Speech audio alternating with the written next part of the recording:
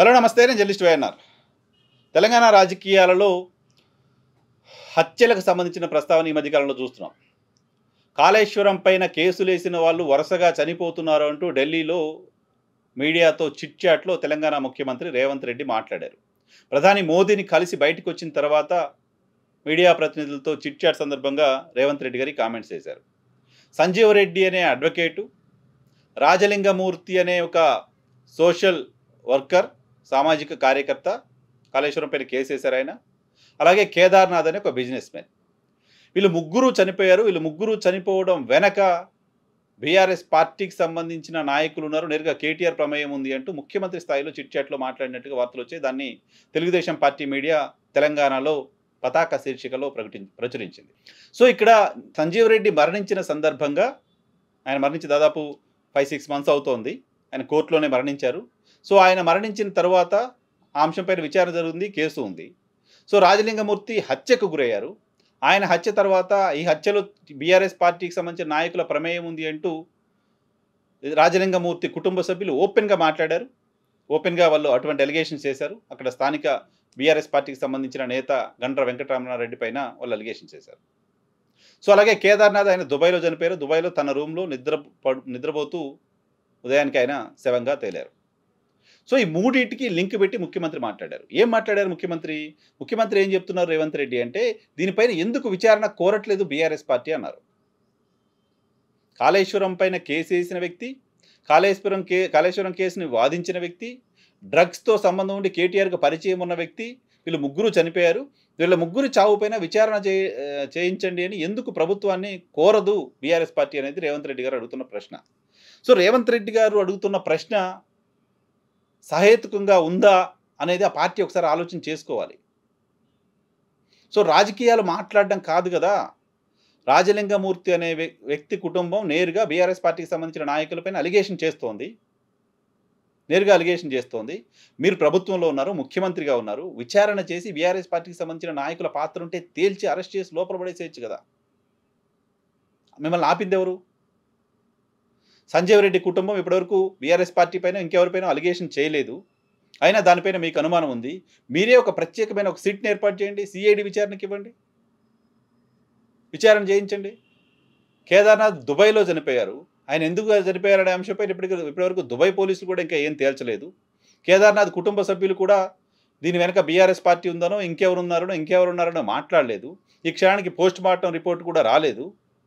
ఇటువంటి సందర్భంలో ఈ 3 హత్యలకు లింక్ చేసి ఓ ముఖ్యమంత్రి స్థానంలో ఉన్న వ్యక్తి మాట్లాడితే దాన్ని ఏమనుకోవాలి? ఏ ఎవిడెన్స్తో ఆయన మాట్లాడుతున్నారనుకోవాలి? ఏ ప్రయోజనాల కోసం మాట్లాడుతున్నారనుకోవాలి? అసలు విచారణ చేయాల్సింది ఎవరు? కేదార్నాథ్ హత్య అంటే ఇంటర్నేషనల్ ఇష్యూ, వేరే కంట్రీలో ఆయన చనిపోయారు, అక్కడ విచారణ సంస్థలు దానిపైన విచారణ చేయాలి. సో కేంద్ర ప్రభుత్వం ఇన్వాల్వ్ అవ్వాలి, ఏం జరుగుతుందో చూద్దాం. బట్ ఇక్కడ ఈ రాష్ట్రంలో జరిగిన 2 హత్యలకు సంబంధించి మీరు విచారణ చేయాలి కదా, మీరు విచారణ చేయించండి కదా. బీఆర్ఎస్ పార్టీ ప్రెస్ కాన్ఫరెన్స్ పెట్టి ముఖ్యమంత్రి గారు ఈ మూడింటిపైన విచారణ చేయండి అని డిమాండ్ చేస్తే తప్ప మీరు విచారణ చేయరా? అసలు వాళ్ళు విచారణ కోరాల్సిన అవసరం ఏముంది? మీరు ముఖ్యమంత్రిగా ఉన్నారు కదా. ఇంకొకరు డిమాండ్ చేస్తేనే విచారణ చేస్తానని చెప్పడం అనేది చిన్నపిల్లల మాటల్లా లేదు. సో రాజకీయాల సందర్భంగా మాట్లాడుకోండి. బట్ నేరుగా ముఖ్యమంత్రి స్థాయిలో ఇటువంటి అలిగేషన్స్ చేసి మీరు డిమాండ్ చేయండి, విచారణ చేయమని మీరు ఎందుకు అడగట్లేదు అంటే మీరు కేవలం ఒక అలిగేషన్ చేయడానికి మాత్రమే పరిమితం అవుతున్నారు అని అనిపిస్తోంది. విచారణ చేయించే పరిస్థితిలో ఉండి విచారణ ఎందుకు చేయించట్లేదు? ఎవరు విచారణ చేయాలి?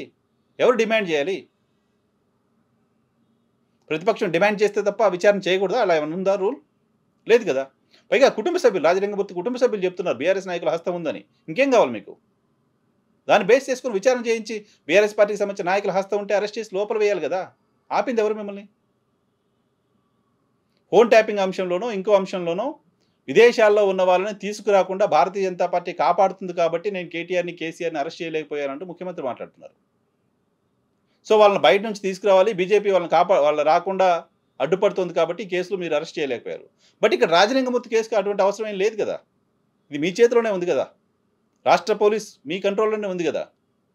ఆ కేసులో విచారణ చేసి అరెస్ట్ చేయకుండా ఆపింది ఎవరు? దానికి టీఆర్ఎస్ పార్టీ ఎందుకు డిమాండ్ చేయాలి?